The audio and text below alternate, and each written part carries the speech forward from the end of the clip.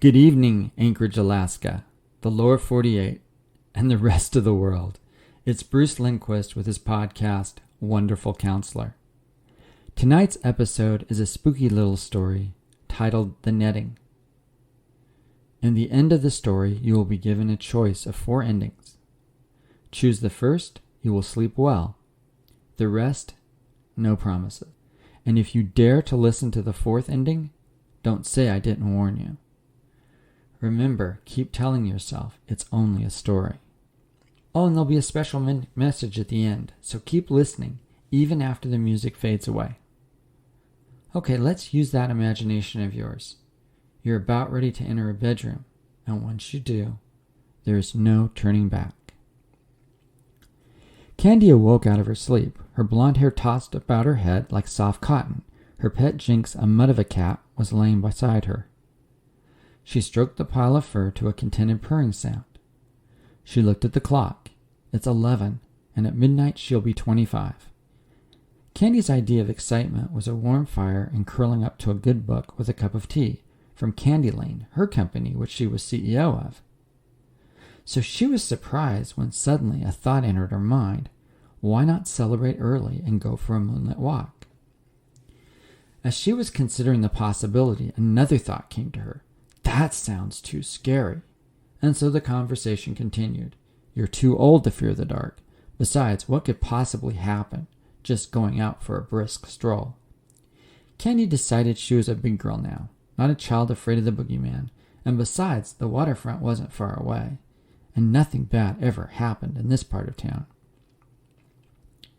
Candi looked at the clock again. Had she really been talking to herself that long? She would need to hurry if she wanted to be at the riverfront lookout by her birthday.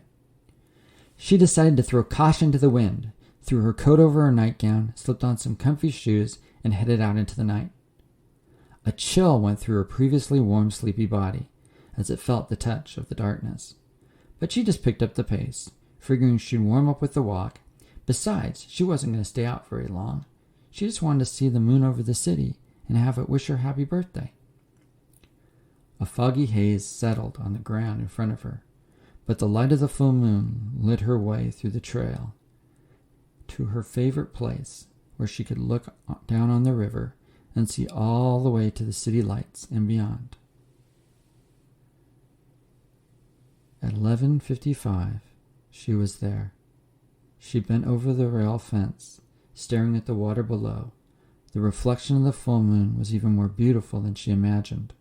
Okay, Mr. Moon, it's almost time for my birthday kiss, and in just a few moments, I'll be... She didn't get to finish her thought. Her eyes froze as 2 green eyes directly behind her filled the water's reflection. An intense force hit her body which was too painful for words, and all went black. Candi woke up to the sound of screaming, then realized it was coming from her. Her body shook violently. She tried to move, but she couldn't. And to her horror, her arms and legs were strapped to a bed. She felt a sharp pinprick in her left arm as warm fluid entered her body. Then the darkness came again. When Candi came to, she was afraid to open her eyes. Her imagination was racing. Would she see some serial killer approaching her with a case of surgical instruments to torture and dismember her body until there was nothing left but broken bones and scraps to feed to his ravenous dogs? A sound broke through her thoughts. "Hi," said the disembodied voice. And as her eyes started to open, she could make out an outline of a face. It was a young woman. "You're safe," she said. Candi, with eyes wide open, looked at the nurse. "Where am I?" As she heard a voice come from her she did not recognize. "You're at Riverside Hospital on the psych unit, and I'm your nurse, Gloria." Candi had so many questions, but was afraid of the answers. "Was I?" Candi barely could finish the sentence. Gloria said, "No. You weren't. There's not even a bruise on you. And you're strapped to a bed. And it was for your own protection. Whatever happened to you, once you got enough air, you ripped off the IV, threw chairs against the wall. It took several staff and several injections of tranquilizers to bring you to this moment." Candi shared in disbelief. "It's my birthday. The nurse said that was 6 nights ago. You've had night terrors every evening and wake up screaming. I need to know what's happened to me, Candi said. Someone wants to talk to you about that tomorrow, said Gloria. As for tonight, you need to rest. Then the warm feeling coursed through her veins. She saw the green eyes, and all went black. Candi woke to the sunlight coming through the window in her room. By afternoon, Gloria asked Candi if she was sure she was ready. Candi assured her that she was, and an elderly police officer came into the room. His name was Officer Benjamin, or Ben as his friends called him. He had such a look of relief. I am so grateful you're okay, he said. Candi gave him a look that said, share your secrets with me. Ben, however, would initially be the one asking the questions. What do you remember about that night, Miss Lane? Candi recounted what she remembered. Ben then informed Candi he was on patrol that night, when he saw a female body lying on the pathway covered with a translucent substance shining bright in the ground fog. He called 911 and stayed with the body until the ambulance would arrive. He tried to remove the substance, but it adhered to her skin. Miss Lane? I have been a police officer for 40 years, said Ben. I have witnessed horrible things. I have never seen a face so terrified. It was like something unseen was feeding on your life. And then I heard the muffled sound of a scream. I had to do something, so I lit a flare and touched the encasement, and it opened, and then it just disappeared like it never was. When the ambulance arrived, well, you know the rest.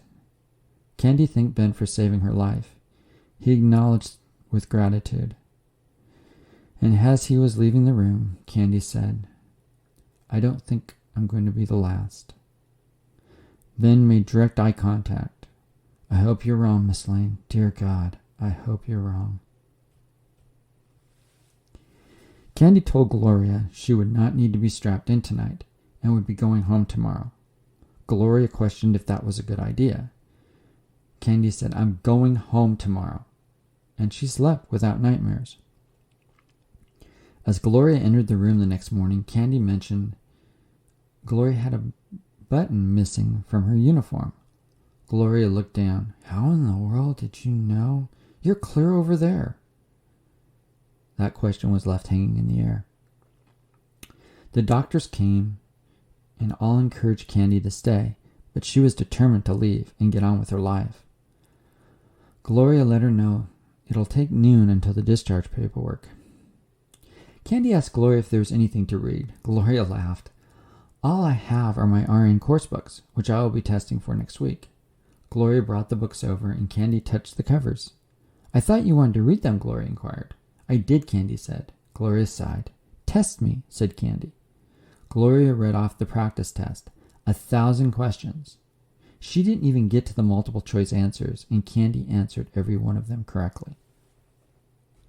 Gloria felt played. I didn't know you studied nursing.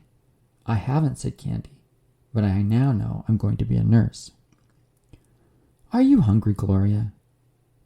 No, I mean not for real food, not for imitation hospital food. My treat. You have been so kind to me, and the least I can do is buy you lunch.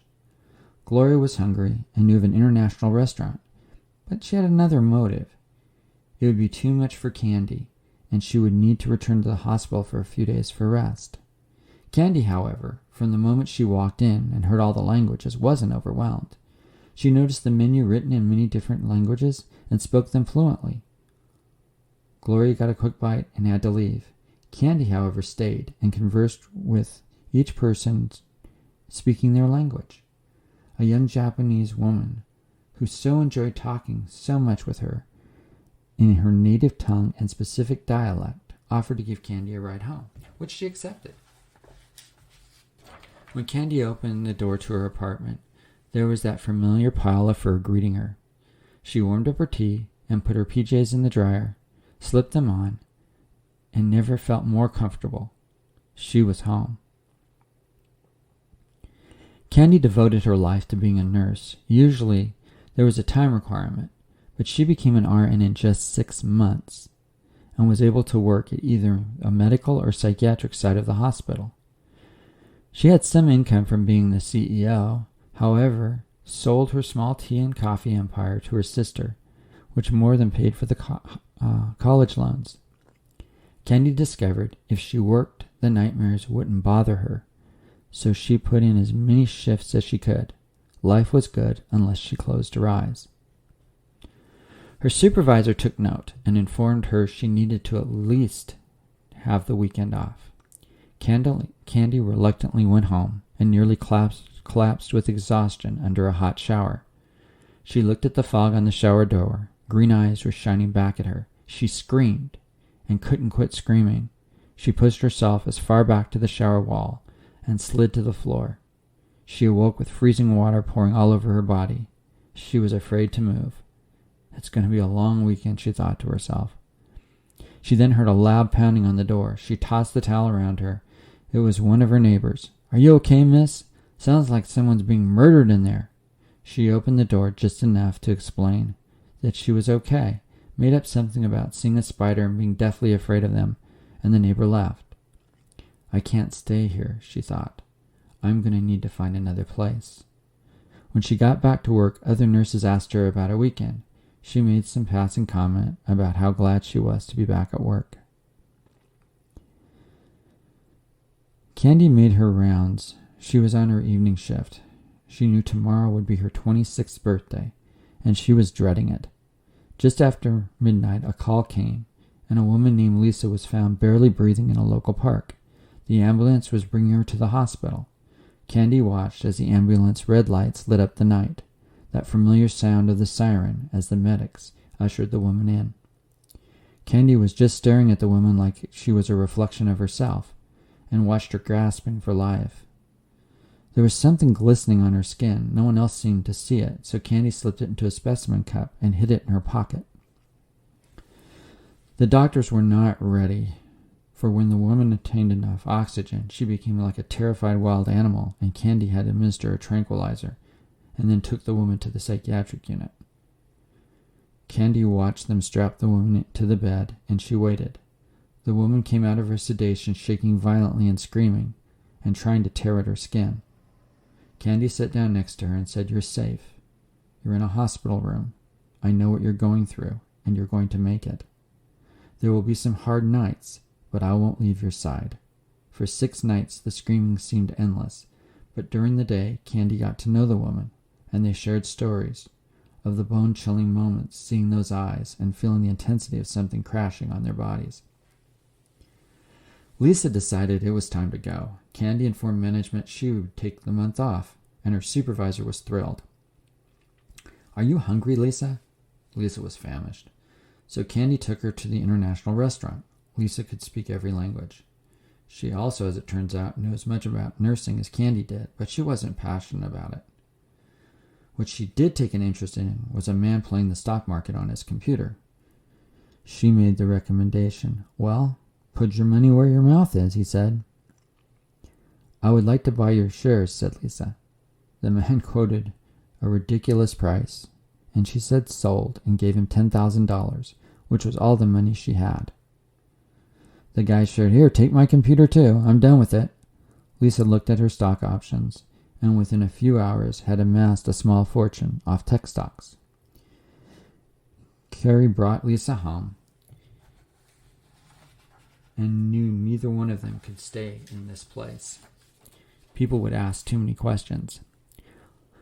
Lisa informed Candi, "I have bought us a new home. I offered the owner $2.1 million. It's worth twice that much. But when you pay cash, the deal's done." The house sat on 100 acres on part of a mountainous hillside, overlooking the city below. As Candi walked in, Lisa commented, "And it's fully furnished. It was part of the deal." "What are we going to do with all this room?" Candi asked. Lisa shared cryptically, "We will need all of it for what is coming," she said. She dead-eyed looked at Candi. "Up here, no one will hear us scream." The next day, Candi returned to her home, said goodbye to her old place, and the new owners were quite fond of Jinx, so she gave him to their daughter. When she returned, Lisa was making more money, more than she ever needed.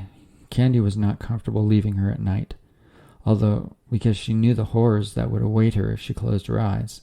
Lisa suggested they walk the property, and as night was approaching, both women realized they were being followed, so they waited for their pursuers to arrive. A pack of wolves surrounded them. Then an alpha wolf literally went into a submissive position. They petted the wolves and realized that they would be their security system, but much more than that. On the nights Lisa was terrorized, the wolves would come to her side and comfort her. Candi realized it was time to head back to work. Another year had passed, and a second woman was brought to the hospital. The story was the same. Her name was Kira. She was from the West Indies and had beautiful dark skin and darker eyes. When Candi brought her home, she looked at all the empty space and wrote down a shopping list. Soon huge boxes arrived. They were not computers, they were computer parts. And in the next 6 months, she built a computer unlike anything in the world. It was voice-activated, programmed to all of their voices. It had all the latest technology, as she developed a program to hack into any computer. Silicon Valley had a lot of secrets, and she knew all of them. Candi found Lisa working away on her computer. She had purchased massive quantities of gold. One company was making this much money would be suspicious, but she had 100 companies she was running. Kira approached Lisa and Candi. "I have something to show you," she said. Kira explained, "We have a lot of questions, so I decided to try to find some answers." She explained she has been monitoring all the museums, language banks, genealogy centers, and compiled the data. "What I'm looking for is, are we the first ones?" And the answer is no. Going back to the time of the Egyptians, for example, I found a word that was etched on hieroglyphics on the Sphinx. Each culture going back through time has either drew or written about this. Look at this picture of a rock with a woman which looks like a net around her. The word in every language is described as this, the netting. It is spoken of in legends, mythologies, every civilization from the Incas to the totem poles of the First Nations in the Pacific Northwest. This has been happening all over the world. "Wow, that's amazing," Kira said. Candi, "I haven't shown you half of it," said Kira. "I did a review of the numbers. While I can't say all the women were just turning 25 in the days of the Babylonians or in the Tuzi China Han dynasty, I can say the correlation is getting stronger in 1720 in America's first census. The data becomes more convincing as the years progress. I would say whatever hunted us and leaves us with nightmares and these amazing abilities chooses women just before they turn 25. Further, this used to happen every 100 years. Now it's happening every year." "We don't have a house big enough," said Candi. Kara said, "I get a sense, whatever this green-eyed netter is, we need to begin to look elsewhere for more women. That is why I'm monitoring all police computers, emergency rooms around the world. We need to be ready." Kara looked at her computer. "Looks like we're late. Big Island Hospital in Hawaii reports 25-year-old woman was found on the beach with some sort of substance on her and is in the psychiatric ward." Candi left for Hawaii. She waited for the woman whose name was Mona after she left the hospital and met with her on the beach.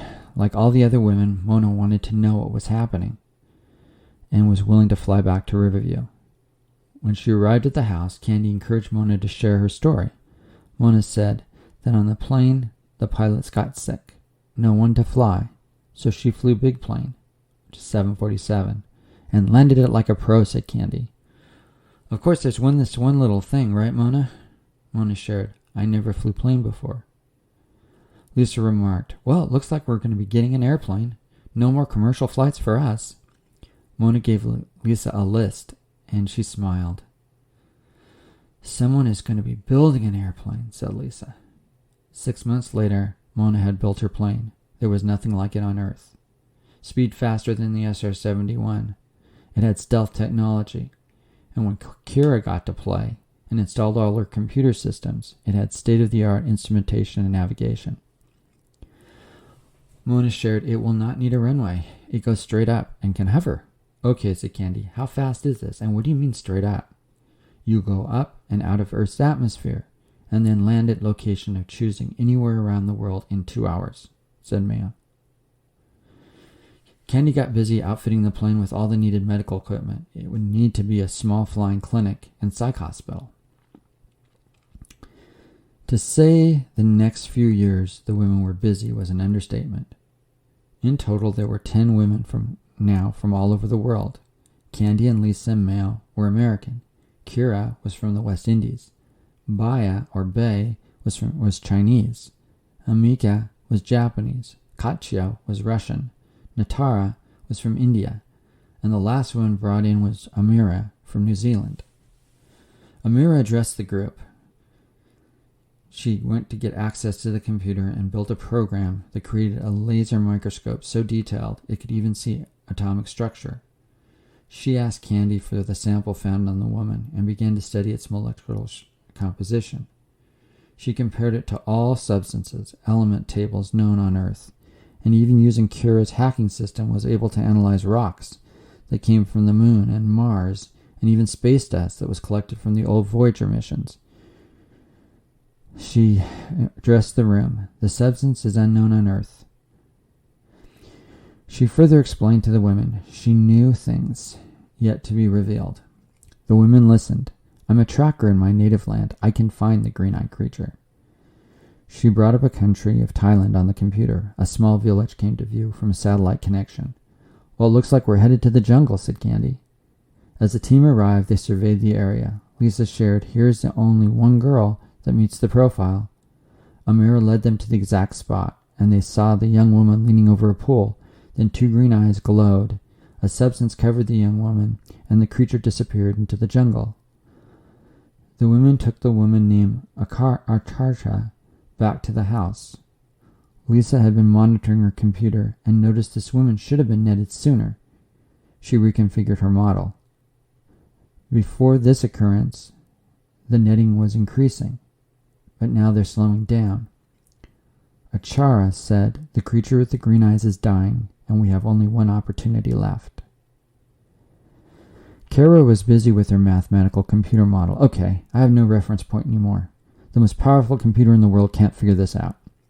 They all returned to the house. The next day the sickness spread through the women.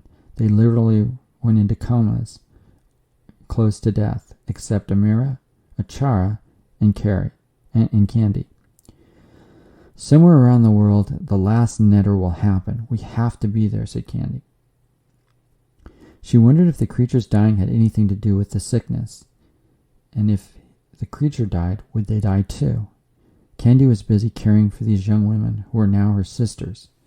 Amira and Arkea also became sick, but before they both went into their comas, they informed Candi, go to Scotland, the Williams Castle, look for water and torches.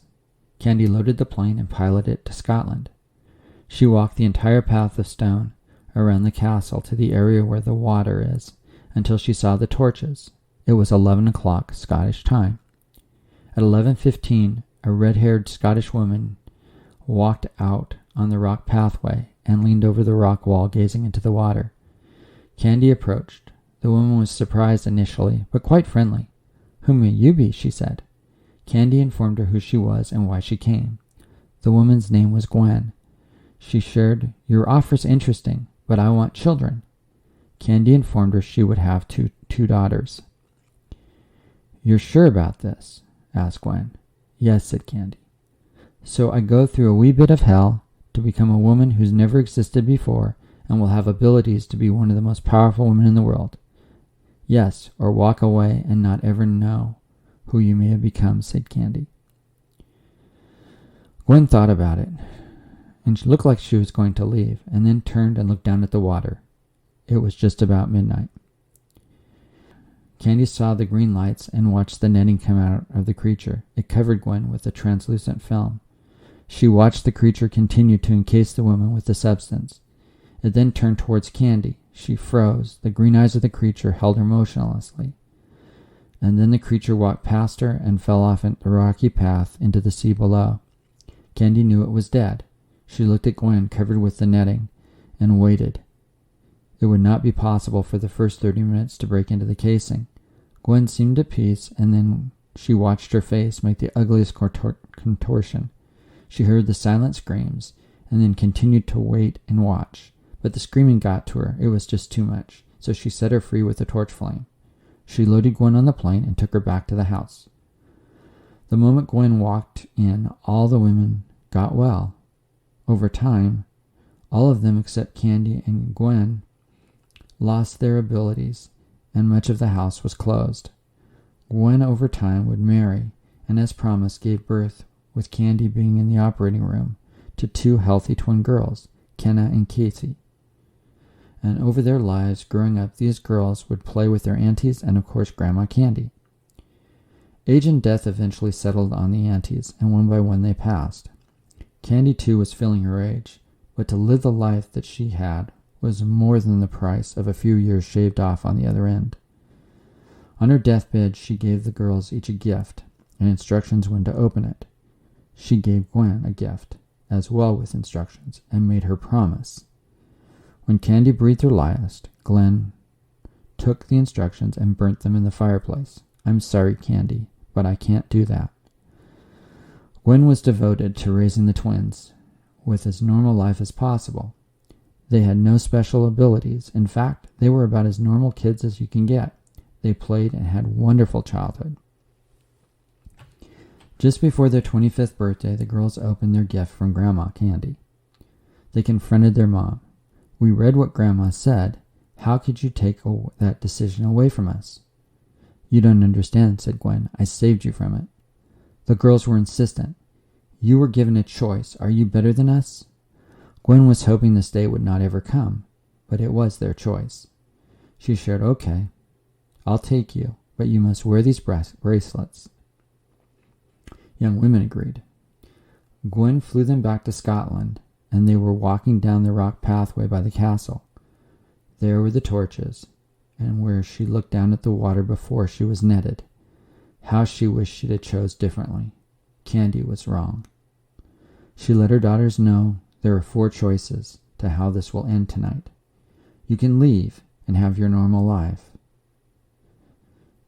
If the creature is still somehow alive, one of you will be netted and the other will have to set her free.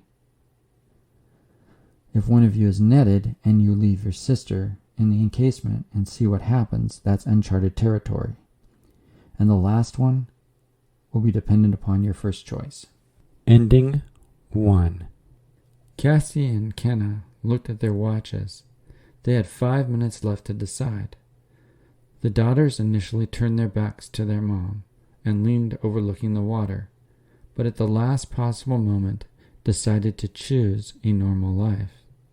Gwen embraced them, and they got on the plane and flew home. Gwen breathed a breath of relief. They would all have a normal life, and what a gift that is. Gwen couldn't be more proud of her daughters. You ended the curse, she said. Gwen then glanced at the calendar. Hey, tomorrow night is Halloween. What are you going to dress up as? Cassie and Kenna looked at Gwen and said, Really, Mom? It's trick or treat, said Gwen. We chose the treat, didn't we, Mom? Said both daughters. Yes, you sure did, Gwen sighed with relief. You sure did. Thing 2. Cassie and Kenna turned their backs and faced the water. The green eyes approached them. Kenna was covered with a translucent substance. Casey watched her sister slowly suffocate, and the screams were too much for her, so she set her free by fire. Gwen brought them both back to the plane, where Cassie would lead a normal life, and Kenna would experience terrors of night and live with special abilities, and spend the rest of her life in search for women netted by the creature. Ending 3. Cassie and Kenna turned their backs and looked down at the water. Green eyes approached them, and Kenna was covered with a translucent substance. Casey watched, and despite the screams, she said, I'm going to witness what no other woman has seen. The screams were deafening. And then she sees something crawling, breaking through Kenna's body, leaving a shell of what was her flesh and bones, and it ran down the path. Gwen looked at her daughter, Casey. She's whimpering. My sister, what have I done? Well, you could have a normal life, said Gwen, but you will not ever see your sister again. Let's go home. Cassie would have traded places and lived all her days in haunting regret. She would also spend her entire life bringing women to the home who had been netted by her sister. Ending 4. Cassie and Kenneth turned their backs on their mom and looked down at the water. Green eyes approached them.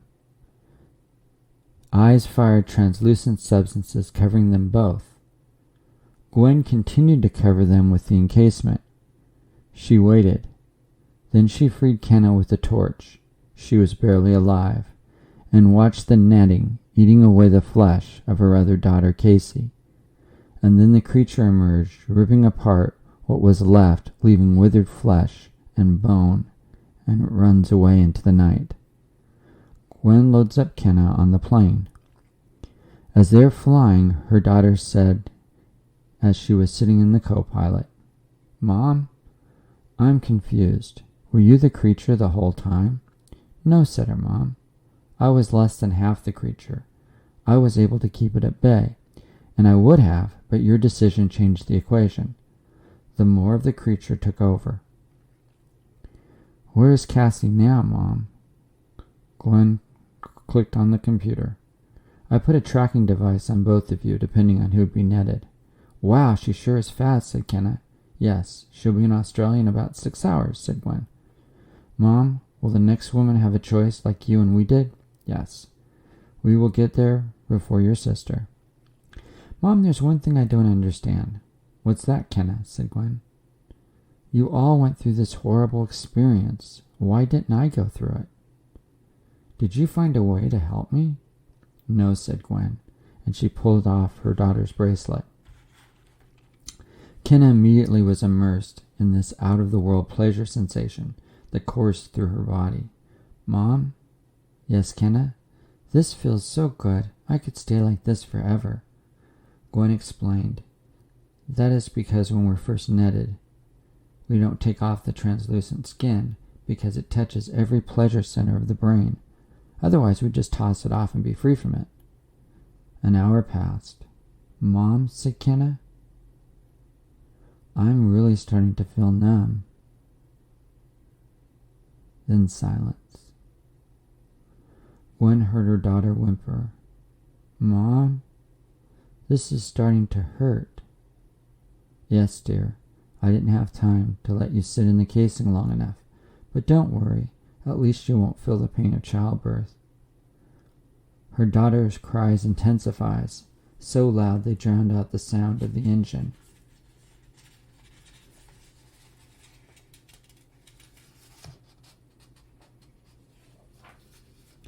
And then, empty of tears, her body jerks into spasms, and every nerve fiber has lit on fire.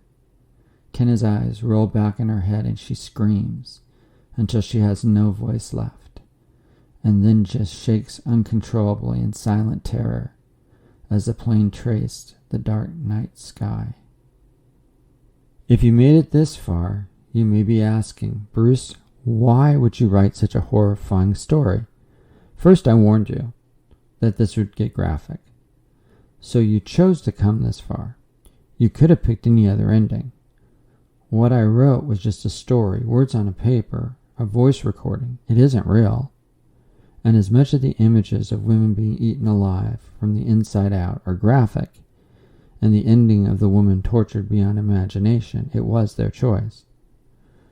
What is scary is, how will you end your life? What ending will you choose? Do you realize if right now you closed your eyes and you do not wake up, and you do not know Jesus as your Lord and Savior, this is nothing compared to what awaits you? eternal torment, and it would be your choice. Do you want to spend eternity in hell where demons eat through your flesh and feast on your bones forever? Or do you choose to let go of your pride and instead of being possessed by hell, asking Jesus to forgive you and receive his Holy Spirit, to love and to have abundant life, not abundant death? God so loves you, he allowed himself to be tortured beyond anything that I've recorded here, and killed that you might live. He raised from the dead and brought you to life with him. What ending will you choose? God will honor your choice. The next episode is number 18, titled Lucifer Meets the Risen Christ, and it will be out next Saturday.